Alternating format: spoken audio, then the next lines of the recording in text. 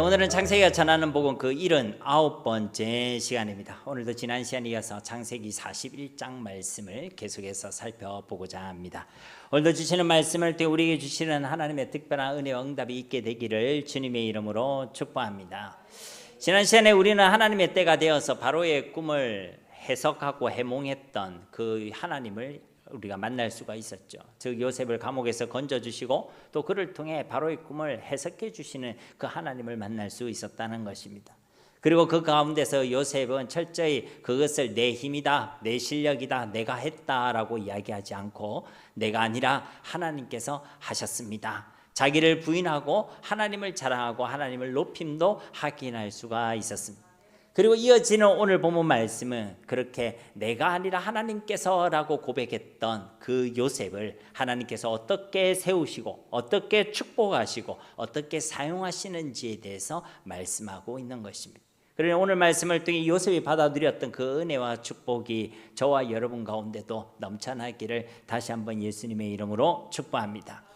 먼저 37절 말씀을 보시면 바로와 그의 모든 신하가 이 일을 좋게 여긴지라. 여기서 말하는 이 일이란 것은 앞서 요셉을 통해서 해몽되었던 그 꿈의 의미와 또 그 꿈에 대한 대비책에 대한 이야기겠죠. 그것을 좋게 여겼다는 것입니다. 38절 말씀에도 바로가 그의 신하들에게 이르되 이와 같이 하나님의 영에 감동된 사람을 우리가 어찌 찾을 수 있으리요라고 하고, 그러니까 이와 같이 하나님의 영에 감동된 사람을 이전에 우리가 만난 적이 없다 이렇게 고백하고 있다는 것입니다. 바로와 그의 신하들이 볼 때에 누구를 볼 때요? 요셉을 볼 때에 하나님의 영이 이 요셉과 함께 하심이 보였다는 것입니다.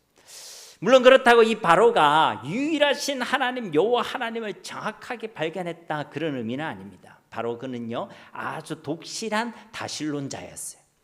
범신론자였습니다. 그러니까 여기서도 요셉이 고백했던 그 하나님도 여러 신들 중에 하나라고 생각했던 것이죠. 그리고 그 요셉을 그 하나님의 영으로 충만한 한 사람, 그래서 요셉을 굉장히 신령한 사람으로 보았던 것입니다. 그렇지만 분명한 사실은 무엇입니까? 이런 다신론자였고 철저한 우상 숭배자였지만 그 바로와 그의 신하들이 보기에도 이 요셉은 하나님의 영으로 충만한 사람으로 보였다는 것이고, 또 그들의 고백 속에서 우리가 어찌 찾을 수 있겠습니까? 라는 그 고백 속에서 우리가 알 수 있는 것은 이런 지혜와 이런 능력을 가진 신을 이전에 본 적이 없다라고 고백하고 있음을 확인할 수가 있는 것입니다. 그렇습니다. 이 땅을 살아가는 하나님의 백성들의 영적 건의는요 우리가 가진 지식과 실력에서 나오는 것이 아닙니다. 그럼 어디서 나오는 것이냐? 바로 우리와 하나님과의 관계에서 나오는 것이고 우리의 영적 상태에서 그 영적 건의가 나오게 되는 것입니다.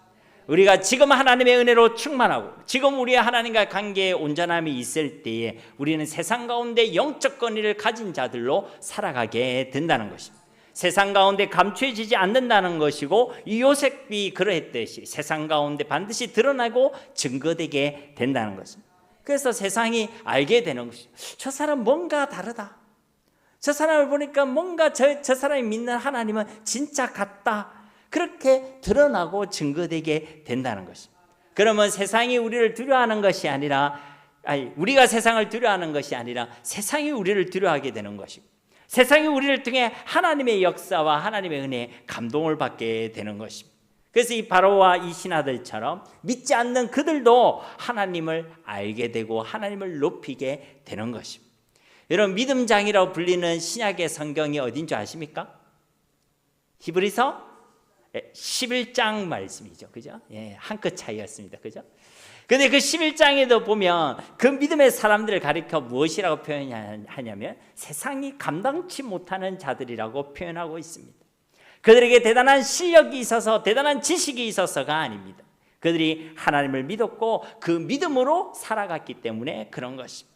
그래서 그들을 통해 하나님께서는 놀라운 기적의 역사들을 이루셨고 또 그들은 세상을 이긴 자들로 세상이 감당치 못하는 그런 영적 권위를 가진 하나님의 사람들로 살아가게 하신 것입니다. 이처럼 하나님의 백성들의 영적 권위는 우리의 실력과 우리의 대단함에서 나오는 것이 아니라 하나님과의 관계에서 우리 영적 상태에서 나오게 된다는 것입니다. 그러므로 저와 여러분은 늘 하나님의 은혜로 하나님의 성령으로 충만한 자들이 다 되시기를 예수님의 이름으로 축복합니다. 그럼 우리도 세상이 감당치 못하는 자들로, 세상을 이기는 자들로, 이 땅에 하나님의 영광을 드러낸 자들로 하나님께 사용받게 될 줄로 믿습니다. 39절 말씀에도 보시면 요셉에게 이르되 하나님이 이 모든 것을 네게 보이셨으니 너와 같이 명철하고 지혜 있는 자가 없도다. 그러니까 바로가 이 요셉을 보면서 먼저 하나님이 이 모든 것을 네게 보이셨다, 이 모든 것을 행하신 이가 바로 요셉이 믿는 하나님이심을 이 바로가 알았다는 것입니다. 앞서 요셉은 바로의 꿈의 해석에 대해서 내가 아니라 하나님께서라고 분명하게 고백을 했었죠. 그리고 그 말을 들었던 이 바로는 적어도 요셉이 믿고 있는 그 하나님은 죽은 하나님이 아니라 살아 역사하고 계신 하나님, 무능하신 하나님이 아니라 지혜로 하나님의 능력으로 충만하신 하나님이심을 그가 알았다는 것입니다. 그렇습니다. 우리 그리스도인의 삶의 목적은 내가 아니라 하나님이 증거되는 일에 있는 줄로 믿습니다. 세상에 있는 많은 사람들은 자기를 자랑하고 자기를 높이고 오늘날 시대를 자기 PR 시대라고 이야기합니다. 자기를 홍보하는 그런 시대에 살아가고 있죠. 그러나 예수를 믿는 저와 여러분들은 예수님께서 말씀하셨듯이 자기를 부인하고 주님을 따라가야 하는 것이고, 자기가 아니라 내가 아니라 하나님을 자랑하고 하나님을 높이고 하나님을 증거하고 하나님의 영광을 위하여 살아가야 될 줄로 믿습니다. 놀라운 사실은 요셉이 그랬던 것처럼 우리가 하나님을 높이면 하나님께서 우리를 높여주시는 줄 믿습니다.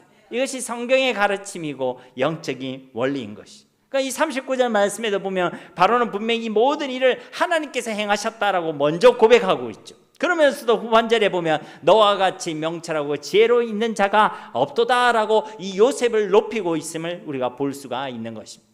요셉이 자기를 자랑했습니까? 아닙니다. 자기를 높였습니까? 아닙니다. 내가 아니라 하나님께서라고 하나님을 높였습니다. 그렇게 자기를 부인하고 하나님을 증거하고 하나님을 자랑하고 하나님을 높였는데 그 결과는 어땠습니까? 하나님도 높임을 받으셨고 또 그와 동시에 요셉도 높임을 받게 하신 줄 믿습니다. 이것이 성경의 원리라는 거예요. 내가 나를 높이는 삶, 내가 내 삶을 세우는 삶, 여러분 그런 삶을 살지 마시고 하나님이 나를 높여주시고 하나님이 나의 삶을 세우시는 그런 하나님의 능력으로 살아가는 삶을 살아가시기를 주님의 이름으로 축복합니다. 여러분 우리 실력이 없어요. 그거 인정해야 됩니다. 그래야 고생 안 해요. 내가 내 삶을 세우려고 하고 내가 나를 자랑하려고 높이려고 하면요 생고생을 합니다. 그렇죠? 그러나 하나님이 나의 삶을 세우시고 하나님이 나의 가정을 세우시고 하나님이 나를 높여주시는 그 길은 평안한 길인 줄 믿습니다. 우리는 하나님의 능력으로 살아가야 한다는 것이죠. 그렇습니다. 성도가 세상을 이기고 승리하는 길은 나를 높이고 나를 증명하는 것에 있지 않습니다. 나 안에 함께 계시는 그 하나님을 증거하고 하나님을 높이고 하나님을 드러내는 것에 있는 줄로 믿습니다. 내가 나와 함께 하신 그 하나님을 드러낼 때 우리는 세상을 이기게 되는 것입니다. 나를 드러내는 것으로 우리는 승부를 보려고 하면 안 돼요. 하나님을 드러내고 하나님을 높일 때 우리가 세상을 이기게 되는 것입니다. 그리고 앞서 38절과 39절 말씀을 한마디로 요약하자면요 우리 주님과 같은 분이 없다라고 요약할 수 있습니다. 비록 요셉을 향한 이와 같은 바로와 그의 신하들의 고백이 이루어지고 있지만 이와 동시에 그 요셉이 섬기고 있고 요셉과 함께 하시는 하나님이 이와 같이 증거되고 있는 것입니다. 우리 하나님과 같은 분은 없다라는 것입니다. 이것은 성경의 분명한 증언이기도 한 것입니다. 출애굽기 15장 11절 말씀에도 보시면 여호와여 신중에 주와 같은 자가 누구니까 주와 같이 거룩함으로 영광스러우며 찬송할 만한 위엄이 있으며 기이한 일을 행하는 자가 누구니까. 그러니까 이 구절도 요약하면 뭡니까? 하나님 같은 분은 없다라는 것입니다. 이 고백은 모세가 출애굽 후에 홍해의 기적을 경험하고 난 뒤에 하나님을 찬송하는 그 고백의 가사 중에 하나인 것이죠. 여러 신들 중에 여호와 하나님과 같은 분이 없다는 것입니다. 하나님만이 유일하신 하나님이시고 하나님만이 참 하나님이시라는 것입니다. 그렇습니다. 우리가 예수님을 믿는 것은 여러 종교 중에 하나를 믿는 것이 아닙니다. 유일하신 하나님을 믿는 것이 유일한 구원의 길, 유일한 승리의 길, 유일한 생명의 길 대신 예수님을 영접하는 일인 줄로 믿습니다. 단순히 여러 종교 중에 내가 그 종교 하나 선택한다 그런 게 아니란 것이죠. 죄와 허물로 죽었던 우리가 다시 살아나는 일이고 마귀의 자녀가 되었던 우리가 하나님의 자녀가 되는 일이고 하나님을 떠나 있던 우리가 이제 영원하신 하나님과 영원토록 함께 살아가는 축복을 누리게 되는 일인 줄로 믿습니다. 이것은 이론이 아닙니다. 실제입니다. 하나님께서 우리에게 주신 실제 복이란 것입니다. 그렇습니다. 예수님은 아주 훌륭한 분, 세상사람이 말한 대로 무슨 4대 성인 중에 그런 한 분, 그게 아닙니다. 예수님은 참 하나님이시고 유일한 구원의 길이시고 우리를 참으로 사랑하셔서 저 십자가에 죽기까지 하신 그 예수님, 부활하셔서 지금도 우리와 함께 계시는 성령 하나님으로 함께 계시는 분이 바로 우리 주 예수님이신 줄 믿습니다. 오늘 말씀의 이 바로는요, 이 사실을 얼마나 받아들였는지 모르겠지만 분명한 사실은 요셉을 통해 이 사실이 증거되었다는 것입니다. 하나님 같은 분이 없음이 증거됐다는 거예요. 오직 하나님, 오직 예수님, 오직 복음이, 이 유일하고 참된 복음이 요셉을 통해 바로와 그 신하들에게 증거되게 되었다는 것입니다. 저와 여러분을 통해서도 좀 괜찮은 여러 종교 중에 기독교가 좀 괜찮다, 좀 믿을 만한 종교다, 이런 것이 증거되는 것이 아니라 오직 예수님밖에 없다, 오직 복음밖에 없다, 이것이 증거되는 은혜가 있기를 간절히 소망합니다. 40절 말씀에도 너는 내 집을 다스리라, 내 백성이 다 네 명령에 복종하리니 내가 너보다 높은 것은 내 왕자뿐이니라. 40절 말씀은 내가 아니라 하나님께서라고 고백했던 그 요셉을 하나님께서 높여주셨다는 것에 대한 분명한 증언의 말씀인 것이죠. 그래서 이 바로는 지금 이 요셉을 자신을 제외하고는 애굽의 모든 관리 중에서 가장 높은 직책을 맡기고 있는 것입니다. 41절 말씀에도 바로가 또 요셉에게 이르되 내가 너를 애굽 온 땅의 총리가 되게 하노라 하고, 바로가 요셉을 애굽 온 땅의 총리로 임명하고 있는 것입니다. 여러분, 요셉 당시에 이 애굽은 상 이집트 또 하 이집트로 나눠져 있었습니다. 그리고 그 전국은 12개의 주로 나눠져 있고 각 주마다 그 주를 다스리는 통치자들이 있었습니다. 그런데 그 모든 통치자들 위에 애굽 전역을 통치할 수 있는 사람은 한 명밖에 없었어요. 그가 바로 애굽 왕 바로입니다. 근데 그 자신만 가지고 있던 그 권력, 그 통치권을 지금 누구에게 주고 있냐면 요셉에게 주고 있다는 것입니다. 자신만 애굽의 온 땅을 통치할 수 있는 그 막대한 권력과 지위를 이제 요셉에게 주고 있다는 것입니다. 그리고 이어진 41, 43절 말씀도 바로 이 애굽의 온 총리로, 온 땅을 다스리는 총리로 임명하는 임명식과 같은 말씀이죠. 42절 43절 말씀에 보시면 자기의 인장 반지를 빼어 요셉의 손에 끼우고 그에게 세마포 옷을 입히고 금사슬을 목에 걸고 자기에게는 버금수레를 태우매 무리가 그의 앞에서 소리 지르기를 엎드리라 하더라. 바로가 그에게 애굽 전국을 총리로 다스리게 하였더라. 이 뒤에 보면 모든 애굽 사람들에게 엎드리라 라고 명하고, 그리고 이 요셉을 애굽의 전체 전국의 총리로 지금 세우셨다라고 말씀하고 있습니다. 근데 그 가정을 보면요, 인장 반지를 빼서 요셉에게 끼워주고 있죠. 인장 반지라는 것은 바로가 끼고 있던 그 반지입니다. 그게 이름이 적혀 있어요. 그 왕으로 내리는 모든 공문서, 칙령의 이 도장과 같이 딱 찍는 도장 역할을 하는 반지를 인장 반지라고 하죠. 근데 그 반지를 빼서 누구에게 줬다? 요셉에게 줬다는 거예요. 그 왕의 모든 법적인 명령의 그 권한을, 통치의 권한을 이 요셉에게 맡겨 주셨다는 것입니다.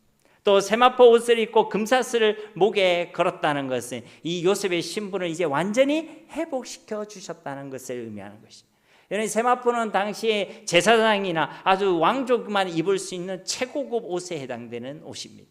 금사슬이라는 것은 왕이 이제 자기에게 뭐 사슬을 맺다 이런 게 아니라 자신에게 나라에 또 충성하고 또 공적을 세운 사람에게 내리는 훈장과 같은 것이 바로 이 금사슬이었죠.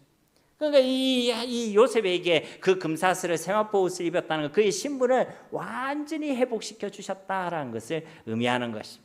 재미있게도 이 요셉의 일대기는요, 이 옷으로 설명할 수가 있습니다. 그의 아버지 야곱에게 사랑받던 시기에 그가 입던 옷은 무엇이죠? 채색 옷이었습니다. 그런데 이 채색 옷은 언제 벗겨지죠? 형들에게 팔릴 때에 벗겨졌죠. 그리고 이 요셉이 입었던 옷은 무엇입니까? 보디발의 집에 끌려가서 노예의 옷, 종의 옷을 입었죠. 그 옷은 또 어떻게 벗겨집니까? 보디발의 아내의 모함으로 인해서 옷이 벗겨지게 됐죠. 그 다음 이 요셉이 걸쳐 입었던 옷은 무엇입니까? 감옥에서 제수의 옷을 입게 됐죠. 그리고 그 제수의 옷은 또 어떻게 벗겨집니까? 꿈 해몽을 위해서 바로가 이 요셉을 불렀을 때 성경은 옷을 벗었다라고 표현하고 있죠. 그리고 이제 이 요셉은요, 애굽의 온 땅을 다스리는 총리의 옷, 바로 이 세마포 옷을 이제 걸쳐 입고 있는 것입니다. 여러분, 오늘 옷을 입을 때 어떻게 입었습니까? 여러분이 선택하고 골라서 입었습니까? 아니면 누가 입혀줬습니까? 여러분이 선택하고 골랐겠죠, 그죠? 근데 요셉은요, 자신이 그 옷을 한 번도 선택한 적이 없어요. 철저히 요셉의 그 옷은 다른 사람들에 의해서 선택되어졌고 다른 사람들에 의해서 입혀졌습니다. 그러니까 자기가 원해서 채색 옷 입은 거지, 아버지가 사랑해서 채색 옷을 입었고, 자기가 노예 옷을 입고 싶었던 것이 아니라 형들이 팔아서 입게 된 것이고, 감옥에 제수의 옷을 입은 것도 아니고 억울한 모함을 당해서 그는 그 옷을 입었던 것이죠. 지금 이 세마포 옷도 자기가 입은 게 아니에요. 바로가 그에게 입혀주고 있는 것입니다. 그런데 단순히 우리가 볼 때는 사람을 통해서 사람이 선택해서 사람이 입혀준 것으로 보이지만, 이건 다 누가 지금 주관하고 계시는 거예요?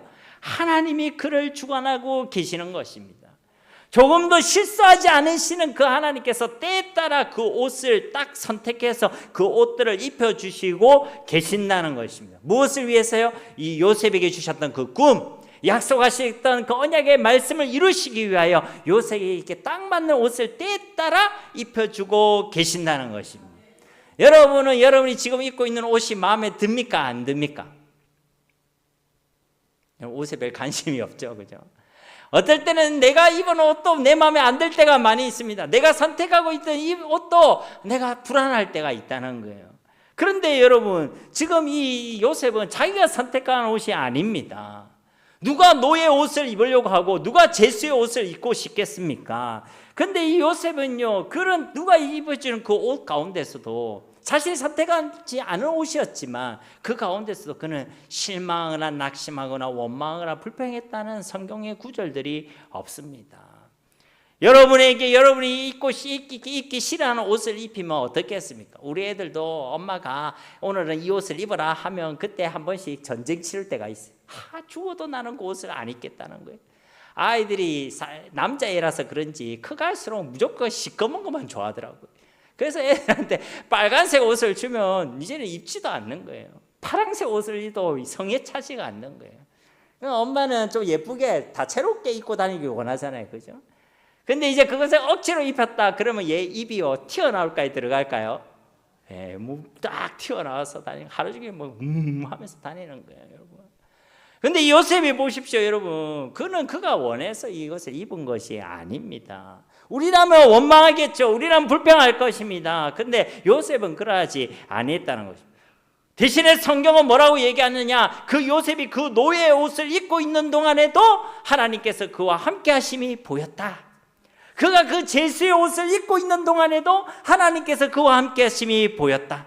그 노예의 옷, 그 제수의 옷을 입고 있는 동안에도 여호와 하나님께서 그를 형통하게 하셨다라고 증거하고 있다는 것입니다. 그러니까 이것은 요셉이 그 입혀진 옷, 그 옷을 입혀진 분에 대해서 원망하고 불평하고 낙심하고 절망하고 있는 것이 아니라 그분을 여전히 믿고 신뢰했다.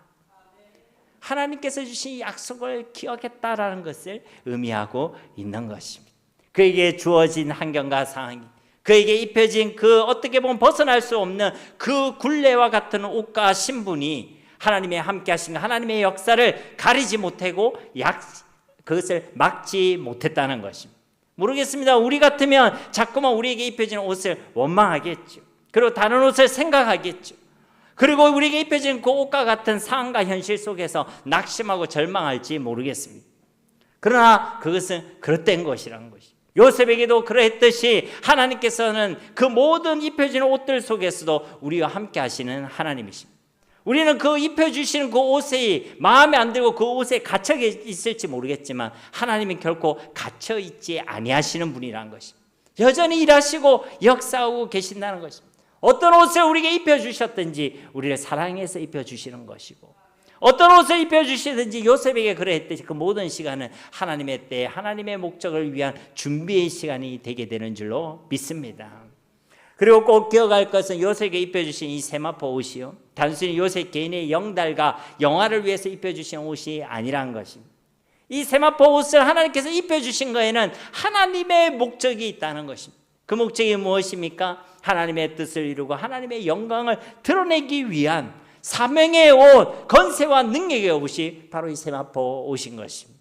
그러니까 하나님께서 주시는 그 회복의 내용이 단순히 우리의 육신의 평안, 육신과 물질적인 회복, 그것의 본질과 목적이 있는 것이 아니라 하나님께서 우리에게 맡겨주신 그 사명을 감당하기 위한 건세와 능력에 있다는 것입니다. 하나님이 우리에게 주신 것에는 하나님의 목적이 있는 줄 믿습니다. 우리는 하나님께서 주신 것으로 자꾸만 내 목적을 이루려고 하는 거예요. 이게 안 맞는 거예요, 안 맞는 거예요. 제가 전화번호 뒷자리가 1295인데 여러분이 아무리 1293을 눌러도 저랑 통화가 될까요, 안 될까요? 그런 기적은 일어나지 않습니다. 왜냐하면 안 맞으니까. 하나님 그게 안 맞으면요 통하지가 않는 거예요. 하나님께서 주신 거에는 하나님의 목적이 있는데 나는 그 하나님의 목적에 관심이 없다. 하나님과 맞겠어요? 맞지 않습니다. 통할까요? 통하지 않습니다. 그러니까 엉터리로 살아가는 것이죠. 여러분, 버금술이라는 것은 뭡니까? 버금 앞에는 뭐가 있어요? 네, 맞아요. 어뜸이 있잖아요. 어뜸. 그러니까 이 버금이라는 것은 지금 이 두 번째 수레를 얘기하는 것입니다. 그럼 어뜸이 되는 수레, 첫 번째 수레는 누가 타고 다닐까요? 바로가 타고 다니는 거죠. 그럼 이 버금 수레라는 것은 두 번째 수레, 이거는 지금 요셉에게 내어주고 있는 거예요.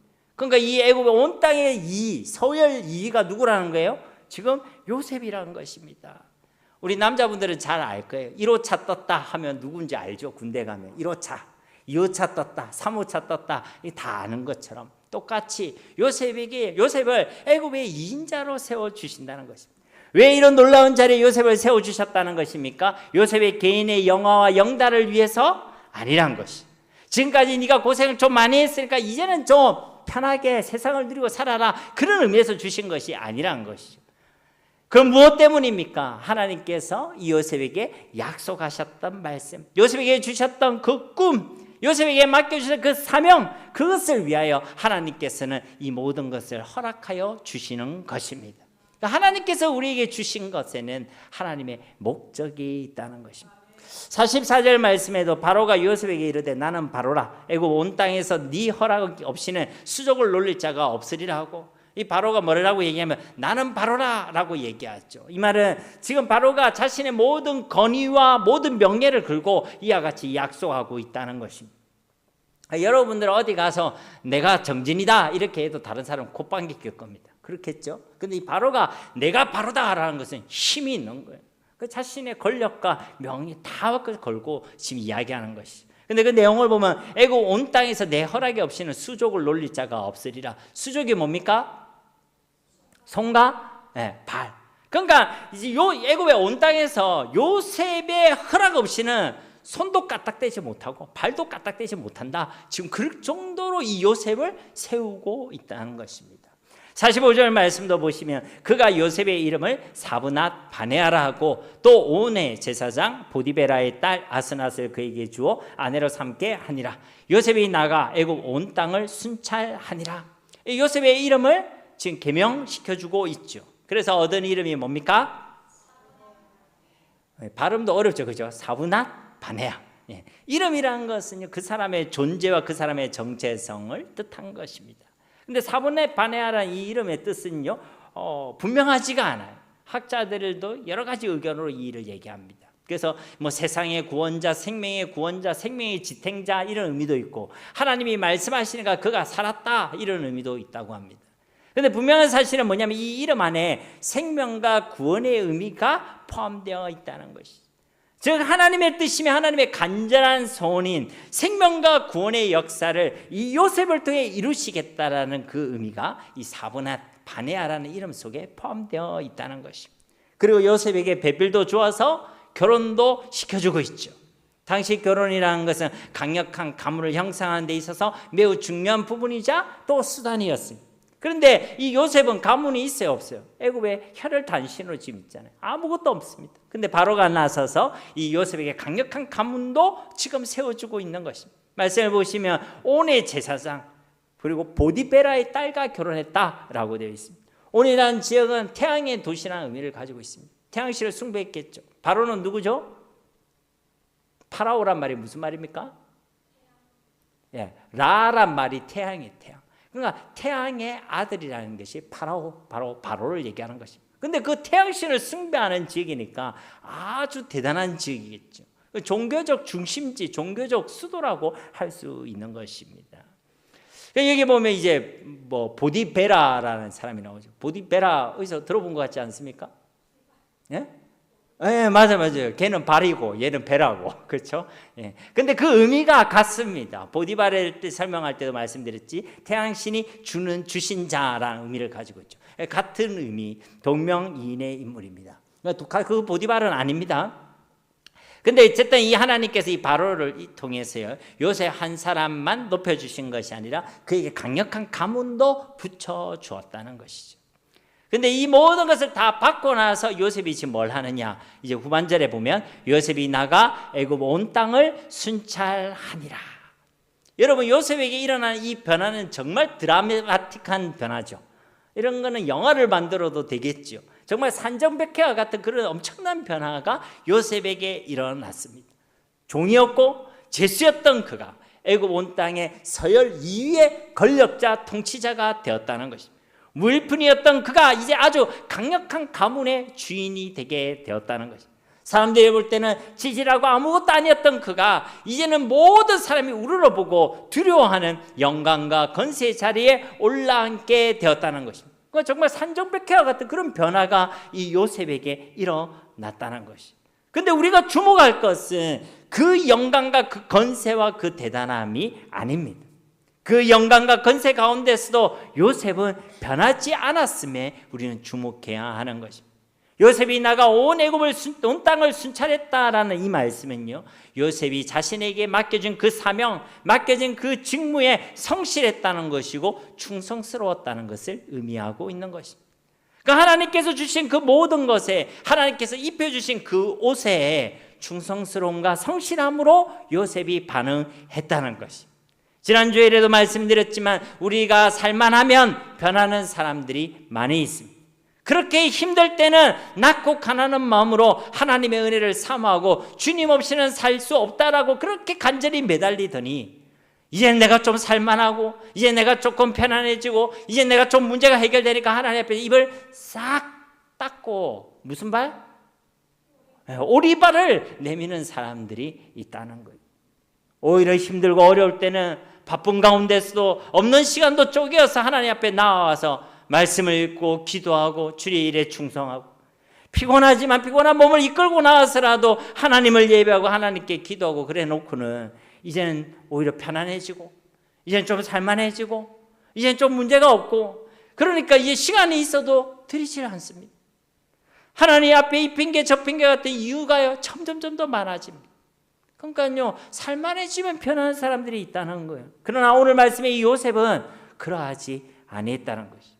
그래서 그 모든 위임식과 영광스러운 절차와 과정이 끝나자마자 요셉에 대한 성경의 첫 증언은 이제 이 요셉이 그 부귀와 영화를 잘 누렸더라, 이제 요셉이 이제 평안히 잘 쉬었더라, 그렇게 증언하고 있는 것이 아니라 요셉이 나가 애굽 온 땅을 순찰하니라 라고 증언하고 있다는 것입니다. 이는 하나님께서 입혀주신 그 이 옷에 대하여 충성스럽게 성실함으로 반응했다는 것. 하나님께서 그에게 주신 꿈, 그 사명을 그가 분명하게 기억하고 있었다는 것입니다. 그러니까 그가요 이 순찰에 온 땅을 돌아보고 치리하는 일에 집중할 수가 있었던 것입니다. 그렇습니다. 예수를 믿는 사람은 말로만 사명을 말하는 자들, 그냥 꿈만 꾸는 자들이 아닙니다. 그 꿈을 위해, 그 사명을 위해 우리에게 주신 것들을 주를 위해 드리고 헌신한 자들이고, 우리에게 주신 매일의 그 일상과 삶의 자리에서 성실함과 충성스러움으로 반응하는 자들이 바로 예수를 믿는 자들인 줄 믿습니다. 공부하는 애들한테 물어보면 하나님의 영광을 위해 공부합니다 이렇게 얘기합니다. 근데 공부도 안 하고 노력도 안 하고 삶도 안 살고, 우리가 직장을 왜 다닙니까? 하나님의 영광을 드러내기 위해서 다닙니다 라고 하는데 대충 직장 다니고 자기를 위해서만 살고, 그러면요 그걸 하나님 기뻐하시는 것이 아니란 것이. 지난주에 달란트 비유에서도 말씀드렸듯이 하나님께서 기뻐하시는 것은 주인을 위한 충성인 줄 믿습니다. 그러니 우리에게 주신 모든 것들은 주를 위해 드리라고, 하나님의 목적을 위해 사용해라고 주신 것들이란 것이. 근데 그것을 받아놓고 아무것도 하지 않는다든지 땅에 묻어놓는다든지 자기를 위해서만 사용한다, 그것은 하나님께서 기뻐하시는 것이 아니란 것이죠. 하나님 보시기에 우리에게 입혀주신 그 옷에 대하여 또 맡겨주신 모든 것에 대하여 충성스러움과 성실함으로 반응한 자들이 되시기를 주님의 이름으로 축복합니다.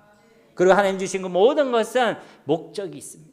그리고 우리에게 맡겨주신 사명과 연결되어 있다는 것입니다. 46절 말씀에도 요셉이 애굽 왕 바로 앞에 설 때에 30세라 그가 바로 앞을 떠나 애굽 온 땅을 순찰하니, 이 요셉이 지금 몇 세에 이 애굽 땅에 왔습니까? 그렇죠. 17세에 이 이방인의 땅, 이 애굽의 땅에 혼자 끌려왔다는 것입니다. 그리고 나서 이제 13년이라는 시간이 지났다는 거예요.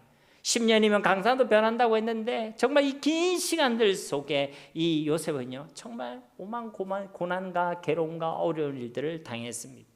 이루 말할 수 없는 상처와 억울함과 괴로움과 고난의 시간이었다는 것입니다. 혈육이었던 형들에게 배신당하고 인신매매당하고 팔려가게 되어지고 하지도 않은 죄와 누명을 덮어쓰고 억울한 일을 당하고, 그래서 이제 그 감옥에서 만났던 술 맞던 간원장에게 나를 좀 기억해 달라라고 했지만 잊혀지게 되어지고, 여러분 그런 일들을 계속 겪는다 생각해 보십시오. 우리 인생에 한 번만 있어도 얼마나 힘들겠습니까?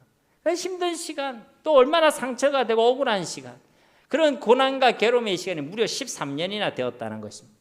그러나 그러한 시간들 속에서도 이 요셉이 흔들림 없이 버틸 수 있었던 것은 그 가운데서 이 요셉이 자신과 하나님이 함께 하심을 확신했고 자신에게 하나님의 약속이 주어져 있음을 믿었기 때문인 것입니다. 그래서 하나님께서 모든 상황 속에 이 요셉과 함께 하셨고 요셉으로 하여금 형통하게 하신 것입니다. 즉 그 모든 고난의 시간, 이 13년의 시간은 단순히 요셉을 괴롭히는 시간이 아니라 이 요셉을 준비시키고 요셉을 통해 하나님의 역사를 이루어 가시는 형통의 시간, 축복의 시간, 준비의 시간인 줄 믿습니다.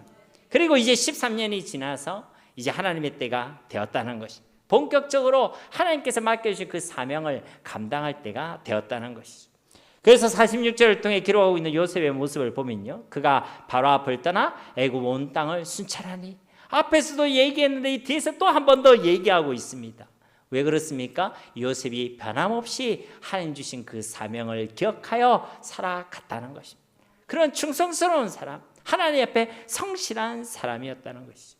그런데 요셉만 성실하다는 것입니까? 아닙니다. 우리 하나님께서 우리 인생의 어떤 인생들보다 더 성실하신 하나님이신 줄 믿습니다. 하나님은 그 약속의 말씀에, 그 인자하심에 성실하신 하나님이십니다. 그 약속만 툭 던져주시는 분이 아니라 그 약속의 말씀을 성실함으로 반드시 이루시고 성취시키시는 하나님이 바로 우리가 믿는 언약의 하나님이시라는 것입니다. 47절에서 49절 말씀해 보시면 이것을 확인할 수가 있죠. 7배 풍년에 토지 소출이 심히 많은지라 요셉이 애굽 땅에 있는 그 7년 곡물을 거두어 각 성에 저장하되 각 성읍 주위에 밭의 곡물을 그 성읍 중에 쌓아두매 쌓아둔 곡식이 바다 모래같이 심히 많아 세기를 거쳤으니 그 수가 한이 없음이었더라. 그러니까 이전에 바로가 꾸었던 그 꿈을 해석했던 그 요셉의 해몽의 내용대로, 더 정확히 말하면 하나님께서 요셉을 통해 해몽케 하셨던 그 계시의 말씀의 내용대로 말씀 그대로 이루어졌다는 것입니다. 말씀 그대로 이루어졌다는 것입니다. 말씀하신 대로 먼저 7년간의 대풍년이 있게 되었다는 것이고, 또 그 말씀을 통해 주신 그 지혜의 말씀대로 그 7년이란 그 시간 속에 충분한 곡식을 바다의 모래와 같이 쌓아두었다는 것입니다.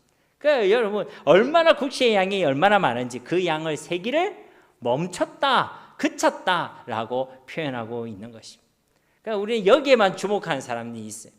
우리 재산도 세기를 멈출 수 있는 은혜가 있기를 소망합니다. 그렇게 우리는 여기에 주목할 수가 있다는 것입니다. 저도 여러분에게 그렇게 기도합니다. 새벽에 기도할 때도 여러분이 물질로 인하여, 사람으로 인하여, 관계로 인하여 억울함 당하지 않도록, 부족함이 없도록 하나님 넘치도록 채워주십시오.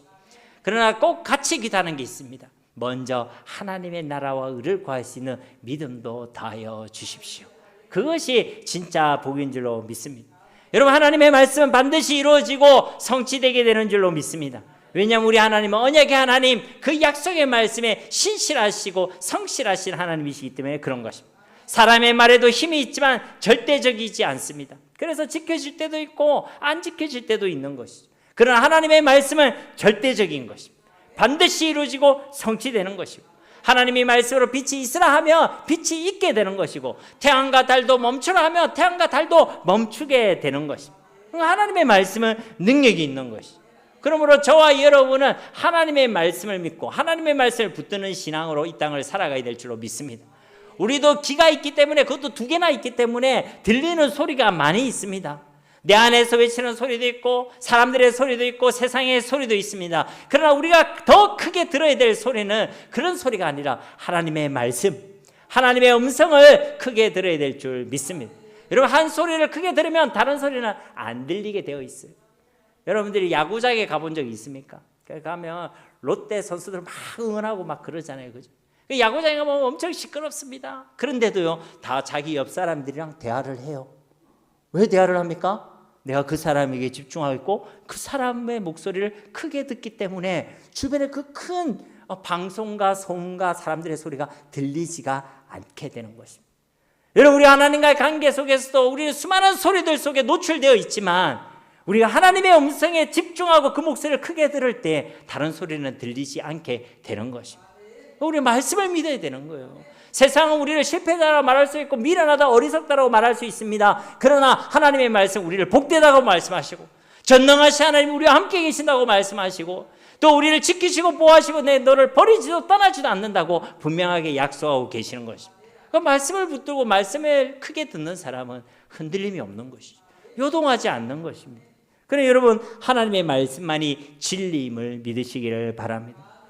하나님께서는요, 또 우리가 기억할 것은요, 이 풍년을 하나님께서 왜 주셨냐는 것이죠.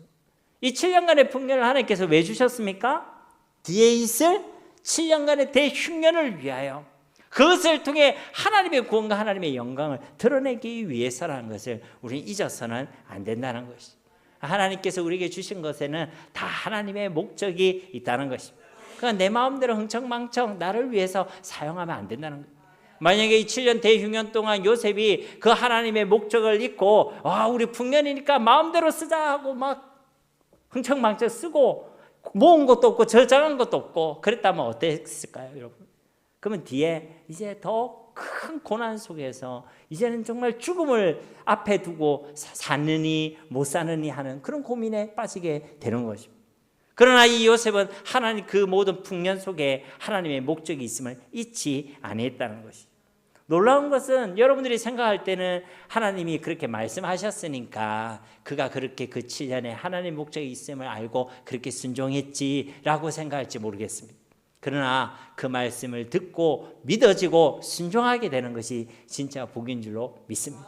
우리는 하나님의 말씀이 없어서 믿음으로 살지 못하는 거 아니지 않습니까? 우리가 하나님 말씀을 못 들어서 우리가 무엇을 해야 되는지 모르는 게 아니란 것입니다. 말씀이 들리는 것이 또 그 말씀에 순종할 수 있는 것이 진짜 복인 줄로 믿습니다. 요셉에게는 그런 은혜와 그런 복이 있었다는 것이죠. 50절과 52절 말씀에는 이 요셉에게 두 아들을 주시는 말씀의 내용이죠. 50절 이하의 말씀을 보시면 흉년이 들기 전에 요셉에게 두 아들이 나되 곧 온의 제사장 보디베라의 딸 아스낫이 그에게서 낳은지라. 요셉이 그의 장남의 이름을 므낫세시라 하였으니 하나님이 내게 내 모든 고난과 내 아버지의 온 집 일을 잊어버리게 하셨다 하며 차람의 이름은 에브라임이라 하였으니 하나님이 나를 내가 수고한 땅에서 번성하게 하셨다 하였더라. 하나님께서 두 아들을 주셨다는 거예요. 그리고 이 두 아들을 주셨다는 단순히 이제 이 요셉의 어떤 두 아들의 출생 이야기로 끝나는 것이 아님을 말씀해 주고 있는 것이죠. 먼저 이 두 아들은 후에 이스라엘 12지파의 한 지파의 조상이 되게 되죠. 그리고 이 이스라엘 12지파는 장차 예수 그리스도를 통해 이루어질 하나님의 나라를 모형하고 있는 것입니다. 그러니까 지금 이 두 아들의 출생 이야기는 단순히 요셉의 가문 형성의 이야기가 아니라 하나님께서 그 하나님의 나라에 대한 그 언약의 말씀을 신실히 이루고 계시는 것을 증언하는 말씀인 것이죠. 아무튼 그 아들의 이름을 보면요, 첫째 아들의 이름이 무엇이라 했습니까? 므낫셋이라고 했죠. 그 이름의 뜻은 하나님께서 잊어버리게 하셨다. 무엇을 잊어버리게 하셨다는 것입니까? 하나님께서 내게 내 모든 고난과 내 아버지 온 집의 일을 잊어버리게 하셨다라고 그가 고백하고 있는 것입니다. 요셉에게 있어서 내 아버지의 온 집은 어떤 곳입니까? 그에게 있어서는 그리움의 집이기도 하지만 배신과 상처와 아픈 기억이 머물러 있는 장소죠. 그런데 그 모든 상처와 아픔들을 하나님께서 잊게 하셨다. 그리고 그 후에 당한 종으로서 당했던, 또 죄수로서 당했던 그 모든 고난들도 다 잊게 하셨다라고 말씀하고 있습니다. 그리고 여러분 지금 요셉의 상황을 보세요. 그가 결혼한 그 마누라가 보통 마누라예요? 네, 보통 마누라가 아니잖아요. 지금 그 애굽의 이방 신들 중에 가장 강력한 신을 할 수 있는 태양신을 라를 숭배하는 그 제사장 집의 딸이 아니겠습니까? 그 사회적으로 볼 때는, 직분적으로 볼 때나 위치적으로 볼 때나 성공할지 모르겠지만 사실은 예수님을 믿는 그 믿음, 하나님의 말씀을 믿고 그 사명을 감당하는 그런 상황으로 볼 때는요, 지금 최악의 상황 가운데 있는 것입니다. 그렇죠? 그러니까 지금 사실은 그것조차도 지금 고난의 상황이란 거예요. 그 뒤에 보면 이 에브라임이라는 이름을 얘기하면서 수고의 땅, 고난의 땅이라고 이야기하고 있죠. 어쨌든 간에요, 그 가운데서 하나님께서 이 므낫세를 통해 그것을 다 잊게 하셨다라고 말씀하고 있습니다. 이것이 요셉이 하나님께로 받은 하나님의 은혜요, 하나님의 위로인 줄 믿습니다. 여러분, 보통 우리가 받은 그 상처, 아픔과 그 고난의 시간들은요, 잘 잊혀지지가 않습니다. 내가 그냥 마음의 한 곳에 밀어두는 거예요. 그냥 내가 마음에 덮어둘 뿐입니다. 그렇죠? 그런데 그게 어느 날, 어떤 계기에, 어떤 시간에, 어느 때가 되면 그게 딱 열려요. 그러면 우리의 마음이 어려움이 있는 것이죠. 힘듦이 있는 것입니다. 우리의 마음과 삶의 방법을 붙잡히게 되는 것이죠. 평안하다가도, 또 기쁘고 즐겁다가도 그 일만 생각하면, 그 인간만 생각하면, 그 사건만 떠올리면 다시 마음에, 다시 우리 삶에 상처, 아픔이 올라온다는 거예요. 다시 괴로움과 힘듦과 부정적인 생각과 부담이 올라오게 된다는 것입니다. 그렇습니다. 그런데 우리가 그렇게 과거의 상처, 억울함에 매여 있는 것은 하나님께서 원하시는 일이 아니란 것이죠. 그것에만 매달려 있다면, 매몰되어 있다면 우리는 하나님께 주신 이 사명을 온전히 감당할 수가 없습니다. 우리에게 부어주신 그 새로운 은혜를 누리기가 쉽지 않습니다. 누려서 기쁘고 즐거운데 그만 생각하면 꼭 밑빠진 두과 같이 그게 쭉 빠져나가거든요. 그거 어떻게 해야 되겠어요? 치유받아야 되는 거예요. 회복돼야 되는 거예요. 그럼 여러분들이 묻겠죠. 목사님 그거 어떻게 하면 됩니까? 누가 안 그러고 싶습니까? 여러분 그럴 수 있겠죠. 그죠? 그거는요, 사람이 할 수 있는 게 아닙니다. 사람이 위로한다고 되는 게 아니에요. 사람의 방법으로 할 수 있는 게 아닙니다. 누가 은혜를 주셔야 됩니까? 우리 하나님이 은혜를 주셔야 되는 줄로 믿습니다. 우리 하나님은 우리의 그 어떤 상처, 아픔과 괴로움과 우리 가운데 그 고난도 능히 치료하고 능히 회복시켜 주실 수 있는 전능하신 하나님이신 줄 믿습니다. 우리가 믿는 복음에는, 우리가 믿는 예수님의 이름 안에는 그러한 능력이 있는 것입니다. 하나님의 사랑은 부족함이 없습니다. 우리의 모든 어떤 상처도 다 치료하고 회복하고 어떤 아픔 가운데서 위로를 줄 수 있는 능력과 긍휼과 사랑이 이 예수님의 이름 안에 다 있는 줄로 믿습니다. 그러니까 이 하나님의 사랑을 믿고 확신하시고 복음 안으로 들어오셔서 치유받으시고 회복받으시고 또 그 가운데서 강건하시기를 주님의 이름으로 축복합니다. 계속해서 두 번째 아들의 이름은요, 에브라임입니다. 에브라임. 므낫세를 통해 이 모든 것을 잊게 하시고 치유하시고 회복시켰을 그 하나님이 이제 에브라임을 통해서 또 요셉을 만지시고 계심을 우리 확인할 수 있죠. 에브라임이라는 그 뜻은 하나님께서 나를 번성하게 하셨다라는 것입니다. 오늘 말씀해 보면 하나님이 나를 내가 수고한 땅에서 번성하게 하셨다. 이 수고의 땅은 원어를 보면 고난의 땅이라고 되어 있습니다. 그러니까 지금 이 고난의 땅에서 나를 번성하게 하셨다.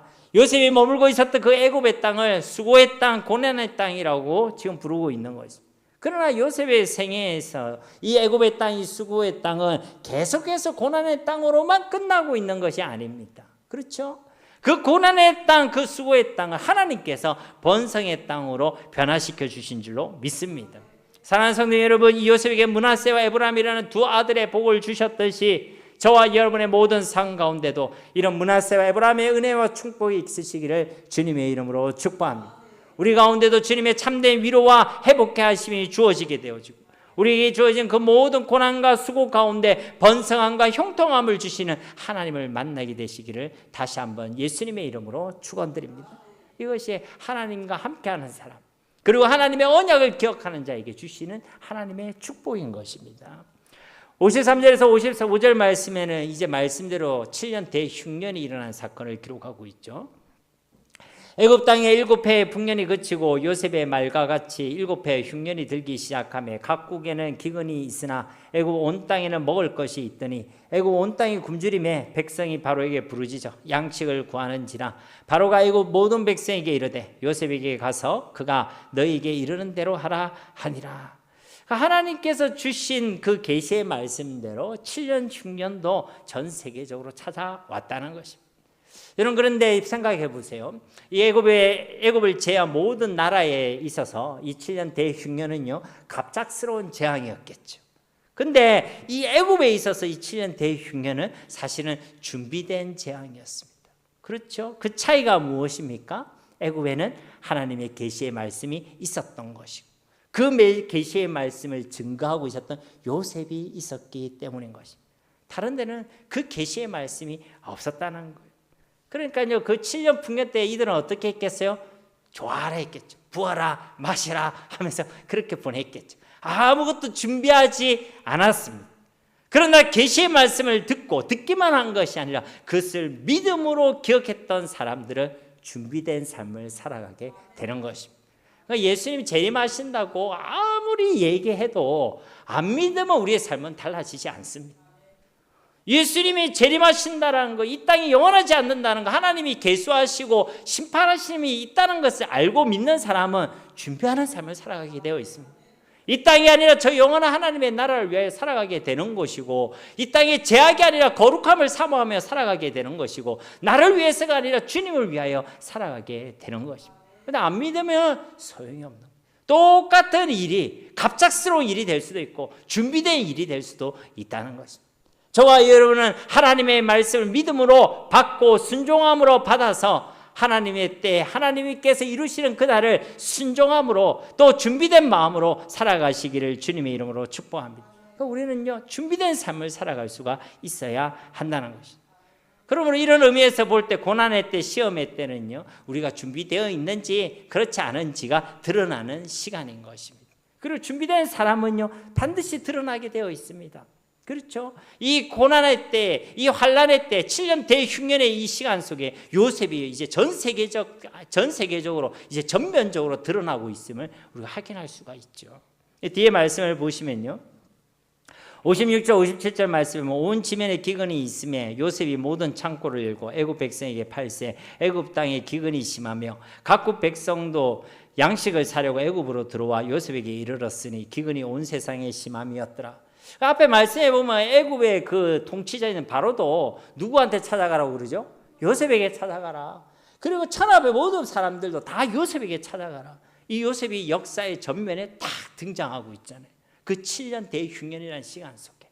그러니까 이 준비된 사람, 믿음의 사람, 사명이 있는 사람은요 하나님이 준비된 하나님의 때가 딱 되었을 때 그 역사의 전면에 다 드러나게 되어 있다는 거예요. 그 우리 교회 안에 있으면 잘 안 드러나잖아요. 근데 문제가 오고 시험이 오고 어려움이 오고 우리 삶의 현장에 딱 가보면 우리 믿음의 민낯, 신앙의 얼굴이 다 드러나게 되어 있습니다.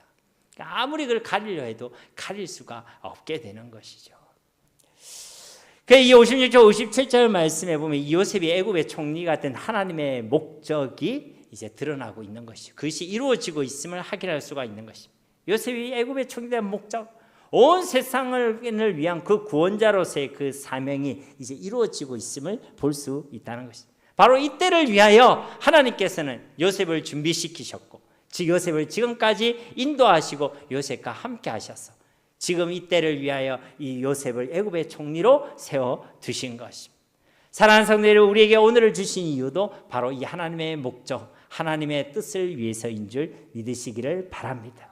오늘 말씀에 요셉에게 주셨던 온 세상을 구원하는 그 사명은 요셉에게만 주신 것이 아닙니다. 이 요셉이 예표하는 예수 그리스도를 통하여 온 세상을 구원하시고자 하신 하나님의 소원은 이미 이루어지고 성취되어졌습니다. 그리고 예수를 믿는 모든 하나님의 백성들에게 하나님께서는 동일한 이 사명을 주시고 계시는 것입니다. 저와 여러분에게 오늘을 주신 이유도 바로 여기에 있다는 것입니다. 우리 혼자 흥청망청 살아라고 이제 고생했으니까 이제 편안히 살아라고 그것이 아니라 오늘 우리에게 호흡과 생명을 주신 이유, 오늘 우리에게 건강과 물질과 은사와 재능과 시간을 주신 바로 이 이유가 바로 여기에 있다는 것입니다. 온 세상을 구원하는 일을 위하여 하나님의 영광을 드러내며 하나님의 나라를 세워가는 일을 위하여 하나님께서는 우리를 부르셨고 우리에게 오늘이라는 그 옷을 입혀주신 줄로 믿습니다. 그러니 우리에게 주신 그 오늘을 그냥 살아내지 마시고 또 우리에게 주신 그 오늘의 옷에 합당하게 살아내시기를 예수님의 이름으로 간절히 축원드립니다. 그런 저와 여러분의 삶 가운데 므낫세와 에브라임의 은혜와 축복을 부어주실 줄 믿습니다.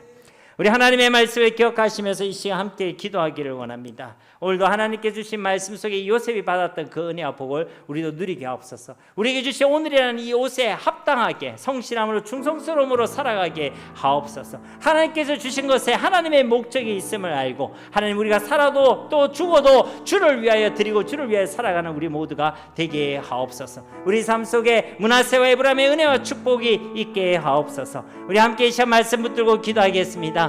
아버지 하나님 감사합니다. 하나님 오늘도 요셉을 통하여 그의 믿음과 신앙 하나님 또한 그에게 주셨던 하나님의 은혜와 복을 살펴보게 하시고 또 사모하게 하심을 감사드립니다. 그가 누렸던 이 은혜와 복이 하나님 우리의 삶 가운데도 누려지는 하나님의 은혜 하나님의 응답이 되어지기를 원합니다. 주님 우리에게 주신 그 모든 시간들 속에서 하나님의 목적이 있음을 기억하게 하옵소서. 주님께서 우리에게 입혀주신 그 옷에 합당한 삶을 살아낼 수 있도록 주님 은혜 베풀어 주시옵소서. 우리가 이유를 알지 못한다면 하나님의 목적을 보지 못한다면 하나님 우리 원망하고 실망하고 낙심하고 절망만 할 것입니다. 그러나 하나님 이 요셉과 같이 그것을 안다면 하나님 우리가 어떤 환경과 어떤 상황 가운데서도 우리가 어떤 옷을 입고 있든지 하나님께 감사하며 기뻐하며 또 흔들리지 않고 요동하지 않는 인생을 살아가게 될 줄로 믿습니다. 하나님 우리에게 부르신 하나님 그 부르심의 목적을 알게 하시고 우리에게 맡겨주신 그 모든 것에 합당하여 살게 하셔서 우리가 그 모든 것을 주님을 위하여 주님 나라와 주님의 영광을 위하여